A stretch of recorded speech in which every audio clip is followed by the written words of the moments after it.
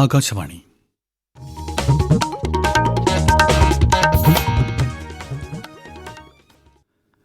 സംസ്ഥാനത്ത് തദ്ദേശ തെരഞ്ഞെടുപ്പിന്റെ രണ്ടാം ഘട്ട വോട്ടെടുപ്പ് പുരോഗമിക്കുന്നു.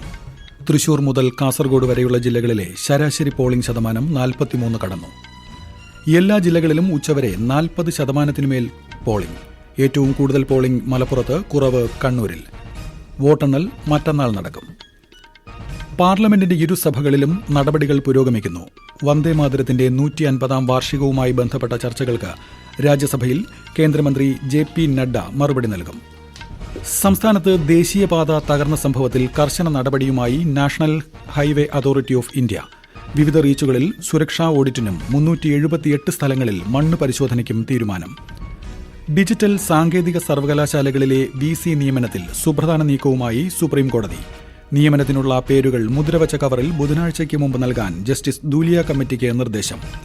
ഇന്ത്യ ദക്ഷിണാഫ്രിക്ക T20 ക്രിക്കറ്റ് പരമ്പരയിലെ രണ്ടാം മത്സരം ഇന്ന് ന്യൂ ചണ്ഡീഗഡിൽ.